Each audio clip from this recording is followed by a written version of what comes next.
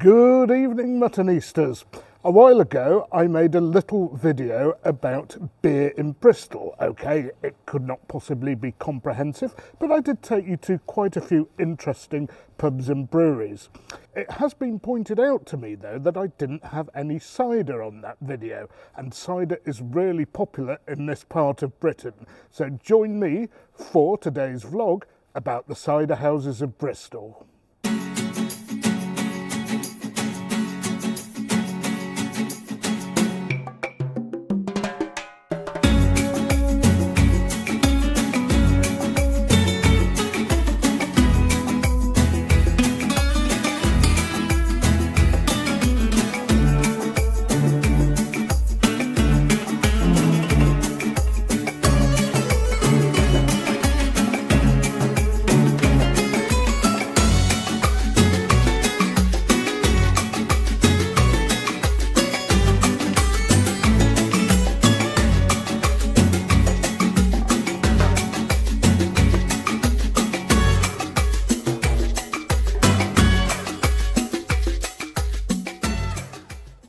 So, I'm not actually that big on cider, I must warn you, Muttonistas, although I do enjoy the Asturian cider, which is flat and slightly cloudy, which I believe the traditional West Country and South West England cider is as well. I'm only going to take you to 3 different places, so it's going to be a short vlog, but I'm starting in possibly the most famous cider pub in Bristol, the Coronation Tap. They have beers as well, so let's go in and see what they've got on offer.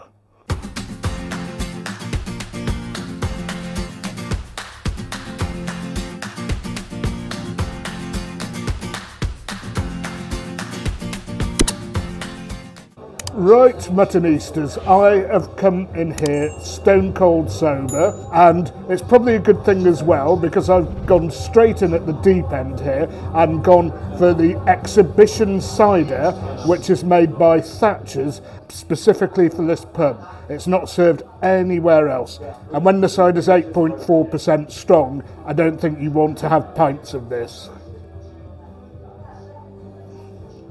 A little bit sweet, probably I'm guessing this qualifies as a medium cider. I'm not an expert about this, but I'm going to ask. And I'm getting a lot of fruit flavours, strawberries in particular. Whether I'm supposed to taste that, I'm going to have to find out for you, Muttonistas. So, Muttonistas, I have had the pleasure of meeting the owner of this family-owned old-school pub. I just love the fittings here, and apparently this exhibition cider counts for about 90% of the sales here. Sometimes it can fly out so fast that they have to serve it from jugs that they pre-poured because they can't get it through the taps quickly enough. Anyway, Muttonistas, I'm loving this, and I'm looking forward to trying the next cider.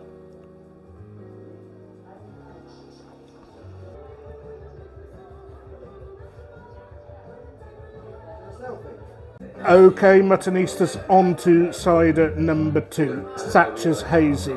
Now, this pub is very much a Thatcher's pub, and don't send me any political messages. Yes, I dislike Thatcher as much as the rest of you, but I think this is going to be pretty good because Thatcher's has a good reputation. I've no idea whether this is going to be dry, sweet or medium. Again, I'd say that's medium, that is. It's nice, but I can't drink too much of this. If you're a cider drinker and you like those sweet tastes with apples, then you'll like this. But I have to say, whilst it's a very pleasant drink, I think it's something more you'd have in the summer than the winter.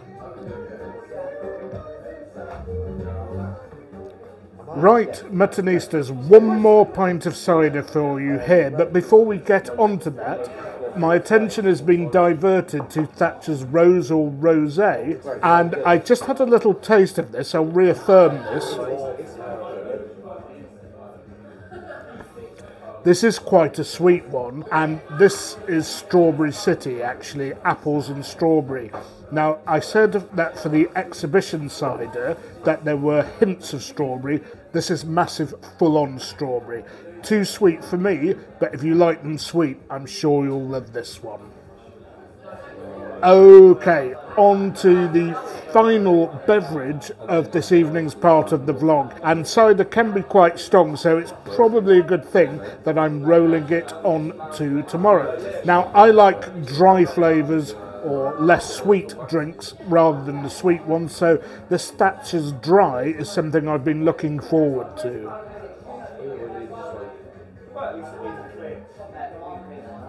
That is more to my taste. You can taste the pure apple. No secondary flavours of anything whatsoever there. Yes, it is lightly effervescent, but it's a nice drink. Even though it's a bit summery, I think I could drink this in winter as well. Anyway, Muttonistas, I'll be back with you in a few ticks in your case and tomorrow in my case. Hey. So really true, so you show the value side.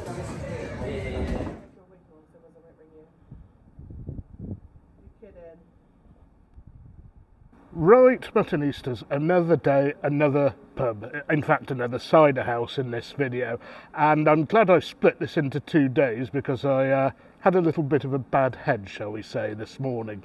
I don't think cider and Guinness are drinks that you should have in the same session. Just a little footnote about the Coronation Tap. They have a little student, would you call it, game or drinking game?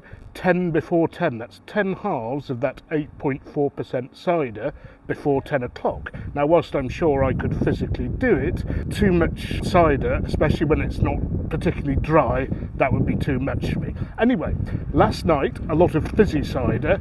Tonight, I think I've chosen 2 pubs where they have the more traditional cloudy clear cider. So let's head in and see whether they have exactly what I'm looking for.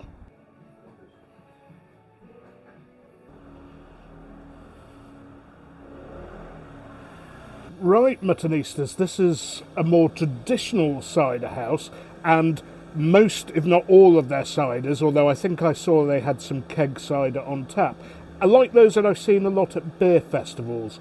Clear, some cloudy, some absolutely transparent, and I let the barman choose 3 different ciders. They had about 20 on offer, different characters, strength ranging from 3.5% to 6%, although I do remember most ciders tend to come in at about the 6% mark, which is why we've gone for 3 halves. And just in case you're thinking of coming here and filming or photographing yourself, the barman doesn't like it, and we made an arrangement that I sat outside and did it. Anyway, down to the table. Let me talk you through these ciders, because I just know the names. I know little about them other than the pub's tasting notes. And from left to right, Somerset Sahara, Scrimmage, and Westcroft. Now, I'm assuming these ciders came straight from a cask or a small barrel because he went into a back room to pour them. Anyway, so Muttonistas, we're going to start off with the Somerset Sahara from the Iford Brewery in Bradford-on-Avon. I've vaguely heard of the place before, I'm not sure exactly where it is, but it was described as a bittersweet cider with a moorish taste. It's a dry cider, 6% ABV. Wow, it is actually like drinking alcoholic apple juice, that is. I'm not exactly sure how different these 3 are going to be, but it's quite pleasant. I have to say, though, I wouldn't want to drink this in large quantities. I know some of you out there are big cider drinkers. Now, Muttonistas, onto the Westcroft cider. Their cider farm is somewhere in between Burnham-on-Sea and Weston-super-Mare. I've been there once. It's a little bit of a tired seaside resort, I'm afraid now, but I'm guessing they produce decent cider. That is actually more to my taste. It's got an incredibly dry profile, and so far that is the winner for me. But again, the difference in flavour is very, very subtle.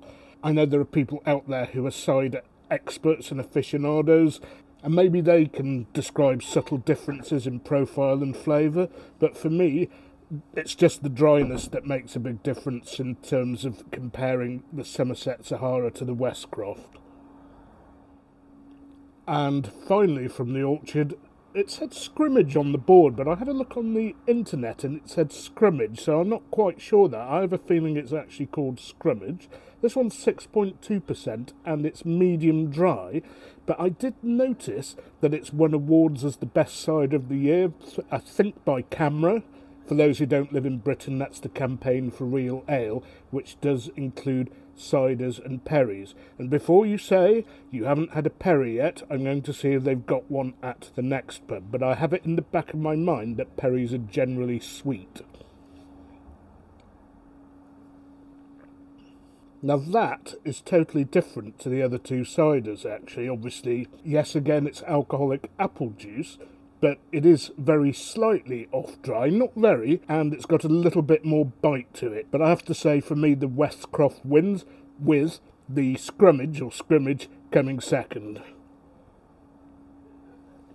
And the fact that I've awarded second place to the one that's won awards probably tells you how much I know about cider. Anyway, Muttonistas, I will get on with these, and then we've got one final pub to show you where I'm going to try 2 or 3 more ciders, and hopefully a perry. And for those of you who don't know what perry is, it's pear cider. Oh, but before we go, Muttonistas, the price of the halves about £2.10 each. Anyway, less waffle, more drinking.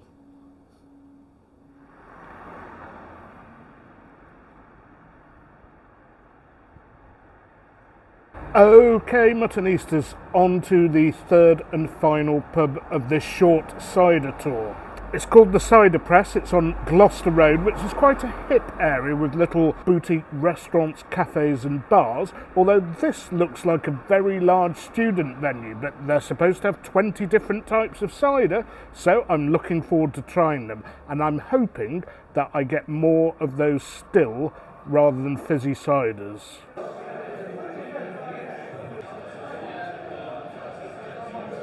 Right, Muttonistas, busy pub, quite studenty because I've seen they offer quite generous discounts to students, and they show sport, which is something I quite like.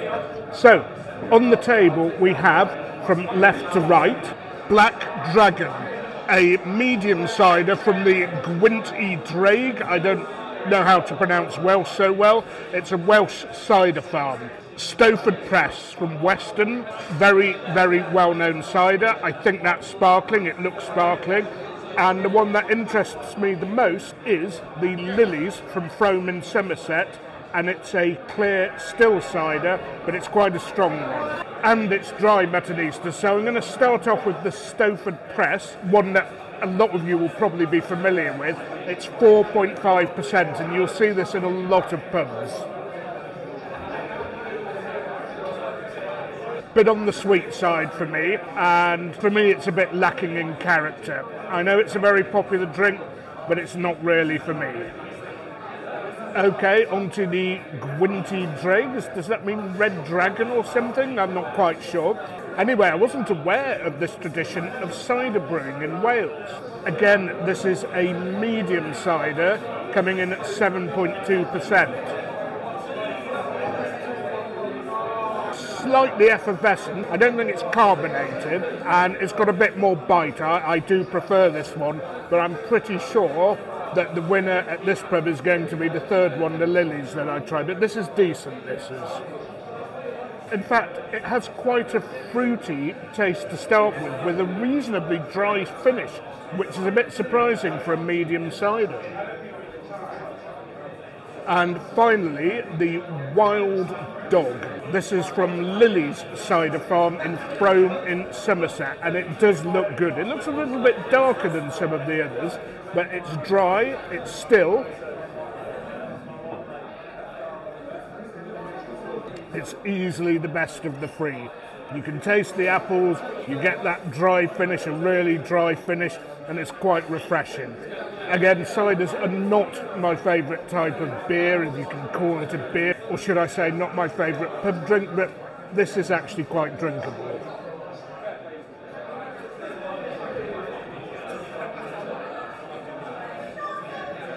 Okay, Muttonistas, finally a little bonus for you. I did mention perry, which is pear cider. This isn't quite perry.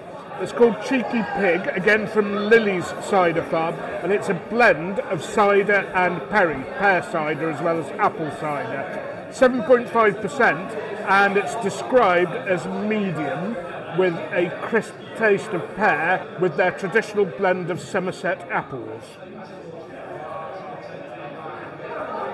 Yeah, it's sweeter and it doesn't have the bite that the cider from Lily's has. Again, it's actually okay, this is, but again, too sweet for me, but I felt I had to review it for you. So the winner here is Lily's Black Dog. I knew it would be because I'm kind of into drier drinks than sweeter ones, and it has got a very pleasant finish.